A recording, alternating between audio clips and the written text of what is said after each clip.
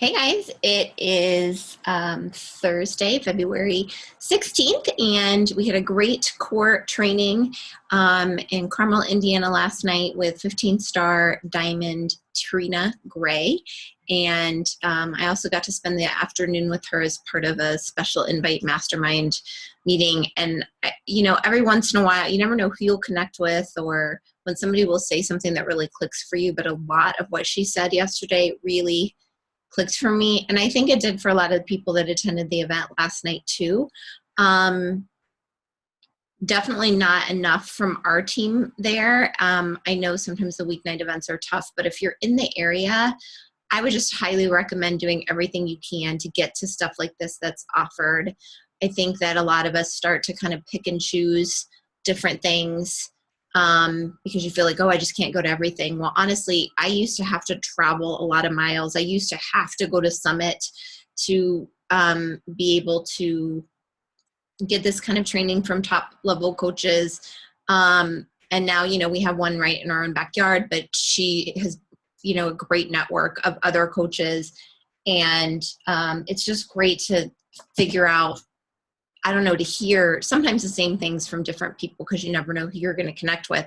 So I guess my point is that, it's a lot harder to find childcare and make arrangements for your kids or figure out whatever you have to for the evening to get to an event like this that's right in your backyard if you happen to be here, versus like find childcare for your kids for several days to be gone, or for a full day, or for an overnight, or for Summit, or whatever, to be gone to travel. So if you're picking and choosing, always pick the events that are right in your backyard, because we want to make sure that these events stay in our backyard. And, we make up a significant portion of Team Sparta, so I'd love to see more of us represented, because I really want to be a part of making sure that the events can stay in our own backyard, because I appreciate them so much. That said, of course, I always want to share information with you, but I don't want you to take that for granted. And I really cannot duplicate exactly what happened last night or how it was said. I can share the information with you, but I can't really do it in the same way that she did, so that it might click with you in the same way, if you know what I mean. So I'm going to do my best, but please know that there's really no substitute for being at these events. So that's my little soapbox for today. But I will try to take you through this and figure it out. So I'm gonna, I don't know what you can see. I wish somebody could tell me. Let's see. All right, hopefully you can see this. Basically, one of the things that Trina does a really good job of is simplifying the why. Many times we feel like that actually stops new coaches, because we talk about your why needing to make you cry and need to be really deep. And, sometimes you feel like it has to be like to solve world peace, or, just something that's, to cure AIDS, or to what, and if your why is not that big, that it's not good enough. And I think we overcomplicate this. And she said we overcomplicate it. I highly agree that we do. And so I loved her way of just simplifying the why. And I think we need to help our new coaches walk through this too. And I think this is the clarity that you need. If something's not working in your business, you want to go back to these basics. And I'm kind of doing this now, kind of in a little reinvention stage, and making sure that this is really clear to me, because this might change. This absolutely can change over periods of time. So you want to ask yourself, first of all, we need to be able to identify who we want to help. Who do you want to help? Who is that person? What does he or she look like? What are the characteristics of that group? I mean, that's basically your avatar, right? So, I've narrowed in my kind of redesign, not really redesign, because I've always wanted to help this person, but just the process of getting clear on it is that, I want to help moms primarily 35 and up who feel like they don't have enough time to make their own health a priority. For those people, I want to make eating clean and a fitness routine simple, convenient, and fun. And for the ones that want to earn or want to share that with other people, I want to show them how to show other people to do the same thing that I taught them, so they can earn an income. So that's who I want to help. And then you have to, just as an example, and then you have to be clear on, okay, so once you do that, right, there will be an income stream that results. And how do you want that to help you, right? So for me, I've got a daughter going to college in another year and a half. We have a second home to support that means the world to me. I also want to be able to go on a vacation that maybe isn't just a Beachbody trip. Not that those aren't amazing, but you know what I mean? Something that I can afford above and beyond that. I like to take some of the financial pressure off my husband. We have some home improvements that we want to make. I mean, there are bigger things, but those are the things that come to mind in terms of how this business helps our life by enabling me to contribute to our family's income. So again, just an example, but you need to be able to answer those questions for you, and we need to be able to help our new coaches with those questions. I'm going to do a live video about that too, because I think this is a really key piece, because this will also, if you have any issue with the whole sale thing or asking for people's money, I mean, this is what it really comes down to. And, you know, when you go get your nails done, for example, I mean, I don't know about you guys, but my nail tech is gold. Like, she totally helps me, right? And I don't have a problem paying her. And look at what we can do for people. Why do we have a problem asking for the sale or asking them to pay for something? Or why do we have any guilt or issues about that at all? If you do. I really don't, but I know a lot of people do. And so I want to help you through that. So this is a way to take the why even from the beginning and bring it down and make it very simple. Okay, so then she talked a little bit about last night. This is more towards the end, but she talked about, you know, basically we all own a health and fitness business. So own that, feel proud of it. You know, we can help other people start a health and fitness business. That's what we do. We're not just Beachbody coaches. We own health and fitness businesses, right? And how you run your business is completely up to you and maybe totally different than another coach. But in reality, to keep it simple, who doesn't want to be healthy and fit and earn an income and be around happy people? I mean, seriously, I always tell people there's no downside, and that's absolutely right.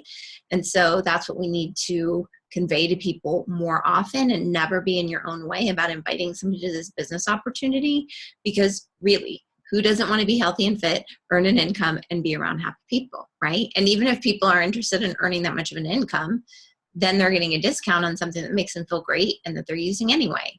Hello, no downside, right? So she did give us some challenge group tips. She suggested that you view challenge groups kind of like you're selling a house, like you're staging and selling a house. So you want to make it an amazing experience for whoever comes into the house. So she kind of has 3 sets of participants in her challenge groups. Number 1, she kind of stages the challenge group first with those diehards, the people that you have that are on Shakeology. They've done a million groups. They thrive in the groups. If they're not coaches yet, they're probably going to be soon. And maybe some of these people have become coaches and they're just great participants in your group, you know, over and over again. So those are the diehards. And then you're inviting and adding those prospective buyers as people that are new to the programs and the whole process. And then she kind of has a third audience that she uses. She almost uses her challenge groups like sneak peeks, where she invites and adds prospective coaches to observe. And she basically asks them, you know, would you like to just observe in my challenge group and see if you could picture yourself doing this? And you have to keep in mind that Trina's primary audience is fitness professionals. So that's a really good fit. But I do think that was worth sharing, even though that might not, you know, it's not my primary audience per se. It's not my avatar. But I do think that there are people that you come into that you just know would make a great coach. And yeah, maybe these people already are in some sort of fitness. Even if that's not your primary audience, you probably know them. And so maybe it's even more appropriate to ask them to do something like this versus to come into a challenge group to get fit, because maybe they're already fit, right? So she basically, I kind of inquired about it. She said she gives those people like 4 to 5 samples of Shakeology, just kind of as a gift, and so to introduce that product to them. And then she just asked them to observe in her groups, and that's successful for her. I thought that was cool. And then in regards to onboarding new coaches, because I'm really looking at revamping yet again how I do this, and really agreed with a lot of what she said. She really wants to see her new coaches focus on small wins in their first 30 days, like after getting started right, meeting or call to help new coaches start inviting right away. Figure out what you're inviting to. Maybe you're inviting this many people to try Shakeology for 5 days. Maybe you're inviting to a specific group. And she said if it is a group, or ideally it's great to have them inviting to a group within the first 2 to 3 weeks. Maybe it is, 5 friends to try the Shakeology thing. Maybe it's 3 work colleagues to do the free trial Beachbody on Demand and try the yoga retreat, right? So let's help our new coaches figure out very specific invites and goals for those invites. And then really, and this is what I'd really like to start doing a little bit even more of, is to help new coaches build a custom business plan, because not everybody wants to do this business the same way. So I do use Trina's Getting Started Right interview form. I've kind of gotten away from it, but I need to get back to it because it really helps each coach identify why they are uniquely qualified to be a coach, and the best way, especially because you kind of want to be in, even though this business takes you out of your comfort zone in a lot of ways to keep pushing forward and to be successful. I never really want I don't want that new coach to feel completely uncomfortable in the first 30 days. So let's figure out, as they go along, what their most ideal way of doing the business would be. And then I highly agreed with, and it's direction we've moved toward, not putting anybody in a formal training group, even till month 2 or 3, to have them really work with their personally sponsored coach on these small wins, because we don't get good 30-day retention or even 10-day retention or participation in our training groups. That's proven true for us too, because it's probably too overwhelming too soon. So we just need to focus more on one-to-one. And Trina's philosophy is a lot like mine. I will spend so much time with somebody, but they kind of have to be meeting me halfway, right? Like if we agree on something, then that needs to happen for me to keep staying pretty involved in giving them my time. So, but for somebody that's digging in, I'm right there. All right. So she talked about can say myself. She talked about top tips, and there were a bunch of them. I didn't even number them, but I meant to put in this slide presentation there was a quote, and I meant to put it in here. So her quote is that true success is not found in a bank account or a reward. It's found within. The journey there is gritty, tiring, and inconvenient. The only thing harder is never finding it at all. So she really talked about the journey and the fact that, this is fun, and there's so much positive, but at the same time, it's totally normal to run into roadblocks, and it's a matter of, what you do. You learn a lot of lessons, and because this journey can be unique to each individual, you learn a lot of lessons. Not everybody's going to be in your corner, and it can be really hard. So she also cited, she had a really cool graphic, and I will probably just go back and add it here, but I don't even know if you can see it. Can you see it? It kind of looked like that. But those words say: doors slammed, ridicule, judgment, bad hires, heartbreak, pressure, bills, failing relationships, backstabbing, health issues, doubt, failure, regret, the price of following your dreams, walk through fire. And that's really what she's done. She's been through a lot. And if you heard her presentation at Summit, she shared that as well. You really have to be willing to walk through fire if this is important to you. Okay, so share some of her tips. Number 1 is a biggie. We've talked about it before. If you don't believe in yourself, no one else will. She talked about how it doesn't really matter how much time she spends with her coaches. If the belief isn't there, then no advice that she gives them, no matter how practical, no matter how useful, will matter at all if their own belief isn't there. So she often will pick that up in the beginning and recommend that they do some personal development specific to confidence and self-belief. And these 2 things are like a couple of her favorite podcasts that she recommends and likes to share with people. that, we need to conquer the belief issue first.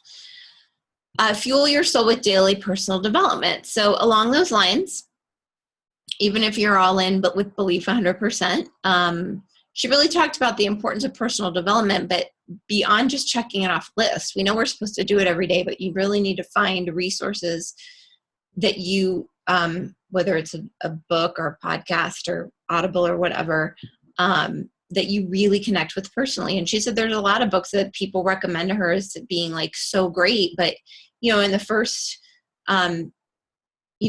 few chapters or whatever, if she's just really not connecting, she gives everyone a chance, but if she's not connecting with the book, it's kick it to the curb. And I'm the same way lately. And it's kind of freeing to know that if you start a book and you're just not connecting with it, it's just not your thing, find something that is.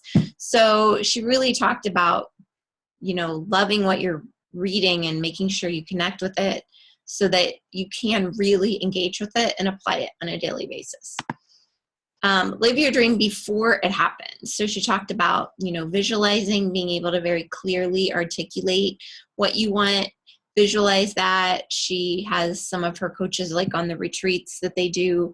And I love this, actually, maybe if your dream is a certain home or a lake house or vacation home or whatever, she's like, go to my board and find it. I want to see it. I want to see what this house looks like. And then, really in your everyday life, imagine how a person who would achieve what you want to achieve would actually act and behave, and then really be that person. And it just kind of lays the path. And also, I think this plays into the belief issue that she started with. This was a big one. Be happy before you get there. So we always think, oh, when I get to, if I was hitting Success Club every month, I'll be happy. If I could advance to, if I get to Diamond, I'd be happy.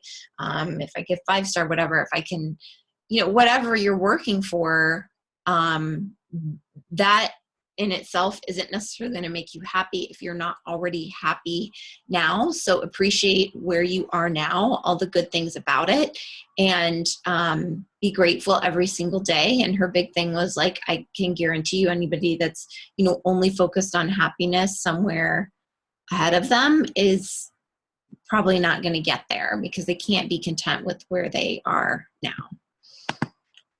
She talked about comparison being the thief of joy, how she often has to put blinders on, especially in the coach network. She said she was even listening to the National Wake Up Call last Monday, which I highly recommend, that had a couple of newer coaches on it. And the one guy was talking about her Team Cup month, and I think she got 60 points in a month or something. And Trina was just you want to turn it off. And at some level, that's really intimidating. I can't even put my hands around that personally, but again, you really have to focus on saying that's awesome for that person and be inspired, right? Not intimidated. And there are lots of different paths to the top of your mountain. And it's important that you just choose one. If you get buried in everything that everybody else is doing, you'll get lost in that and jump from path to path and never make it to the top of your mountain. But she said, just know that there are a lot of different ways to do things and pick one that feels great for you. And try not that you can't improve things along the way or tweak things or, utilizing a suggestion or something, but don't let the comparison game mess with your head. This was biggie. You are who you show up as in life, right? So when you show up, you don't want to be messy or late or organized or scattered. And I think as women, we get overwhelmed by our lives oftentimes. And when we show up, we're a little bit late, and then we tell whoever we're supposed to be meeting about why and what a crazy morning we had. And at some level with good friends, that's okay. But when it comes to the business, you really don't want to be that person in your business, because who's going to want to follow that, right?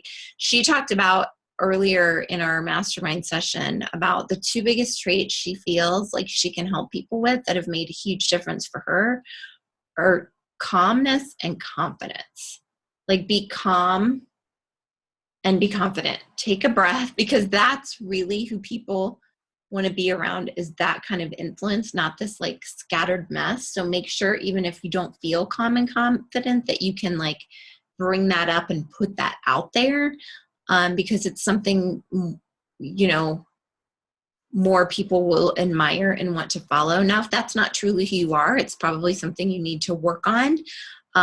You know, this business is all about being authentic and not being something you're not, but working towards calm and confidence, I think, is definitely personal growth and self-improvement. Not, you can still be who you are and be a more calm, confident person.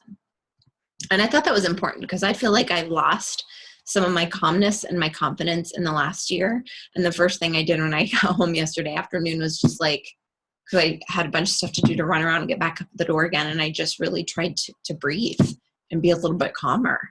And I'm still trying to do that. So definitely something to be just intentional about.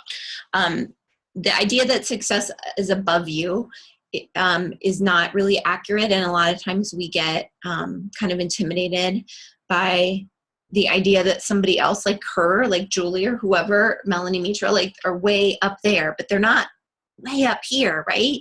They are just out here, like out here in front of us, a little bit further ahead, right? And that seems like a lot easier place to get to with the right steps than way up here. So she said mindset about that is important. Owning your race, you know, not really owning the good, owning the bad, owning what you need to work on.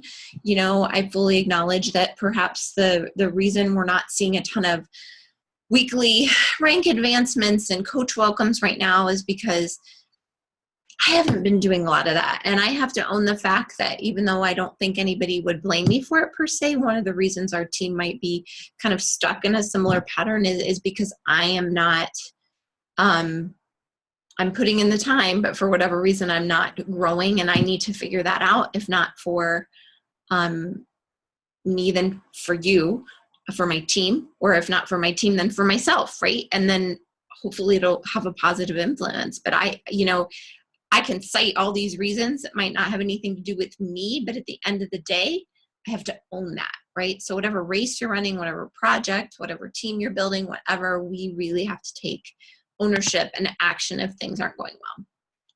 She talked about the power of your mind, and look at your mind like a garden and keep the weeds out, which is not easy, especially with all the political stuff, right? But I really practice this.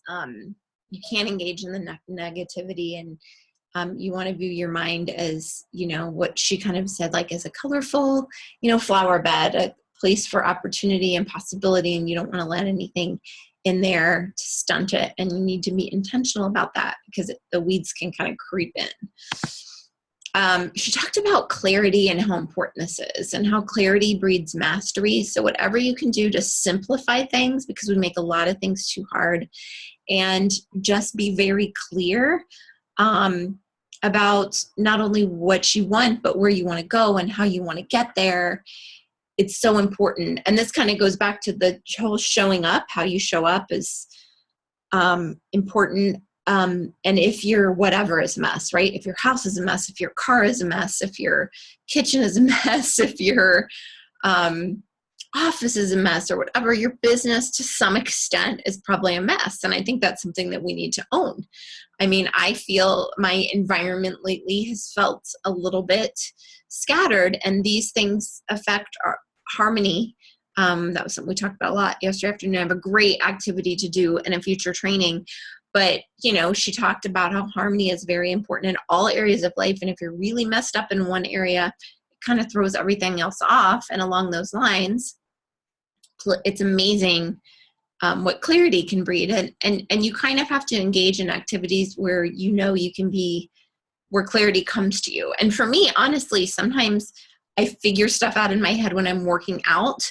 Those endorphins and that level of physical activity kind of help me think through things. So whatever that is for you, do more of that and make sure that you're not making things more complicated than they need to be. And I think to some extent, we're all guilty of that. We're really addicted to busy, right? And the people that we're trying to reach are too. So we want to set an example of how not to be. And this is extremely important. Turn off as many notifications on your phone as you can. I loved this. Don't be a coach on demand. We have Beachbody on demand for that. It is available 24/7. Make sure that you're not, because it's probably going to throw off that harmony I talked about in a lot of other areas of your life too, and be 100% where you are. I'm not necessarily good at any of this yet, but it's always something that I'm working on, and absolutely something we can help other people with. If you live the rat race, they won't follow you. You have to ask yourself, would anybody want what you have? At least what you're putting out there that you have. So she gave an example of like one of her very successful coaches who in the beginning, I guess her personally sponsored coach team is named Team Dream Big. And so, you know, Dream Big was a part of a ton of her verbiage for like everything. And I guess at one point when they had a call together, this coach said to Trina, if I hear dream big one more time, I think I'm going to vomit. Like, she's like, I hate that. And Trina's like, okay, that's kind of rude, but like, why? And she said, because I don't want what you have. And it was at that moment that she realized that what she was exuding was kind of in the hot mess category. Versus the calm, confident, prepared category. Even though she was actually very happy with her life and in a good place, she wasn't intentional about conveying that and making sure she was representing what was really going on versus just being this flurry of crazy activity. And her coach was very honest with her and told her that she didn't want that. So, you know, what are we putting out there to people? What am I putting out there to you? I mean, this has made me much more, the whole clarity thing, a couple things happened in the afternoon session that makes me realize when I'm talking to you, I can kind of be all over the place. Sometimes because I'm excited, sometimes because I want to tell you too much. Sometimes it might be a result of a little uncertainty on my part, but I need to slow down and remember less is more. And be very clear. And I'm going to try and do a better job with that. When you work, you steal from one area of your life to feed the other. So make it count. Start becoming a ninja with our basic activities, vital behaviors when you sit down to invite or prospect or follow up or whatever. Like, be a ninja with your time, because especially if you're doing another job, you're probably stealing from another areas of your life, a little extra time with your kids, or maybe a ball game, or just downtime or whatever. You're stealing one area of your life to feed the other. So how do you dump the guilt about that? You make it count. You figure out what you want it to do for your family, and you make that time count. Because if it's as valuable to you as you say it is, then you got to make it count. And then there's no need to have any guilt over it whatsoever. I think that's all I need to say about that. And then the last one she shared, and she had more, but there wasn't time for all of it, but she tried to pick the best one. So the last one she shared was just to live life now. She shared a picture of her 75-year-old mother, who's a 2-time breast cancer survivor, and now she has breast cancer for the 3rd time. And she has trained, like, I don't want to say charity dogs, but like the dogs that are like certified for to help people with special needs or the elderly or whatever. And she takes those dogs to like hospitals and homes like 3 to 6 times a week. And that's what fuels her fire and soul and keeps her going. And she fights these illnesses like nobody's business, and is determined to just live her life and enjoy it and cherish it and share it. And she had us all like crying with that, right? So it was just the idea that like wherever you are on this journey, live your life, right? And enjoy it. And get your stuff together so that you can be a little more organized about the things that are important to you, and, you know, just live. So I hope that's helpful. I know that just kind of scratches the surface of everything that she shared. And I hope I, was able to represent it somewhat accurately to you. Like I said, just please keep in mind whenever you have the opportunity to attend something like this in the backyard, I hope you'll do it. And so that you can, because there's really nothing like being at a live event. But be sure and follow Trina on her social media, kind of see what she's doing.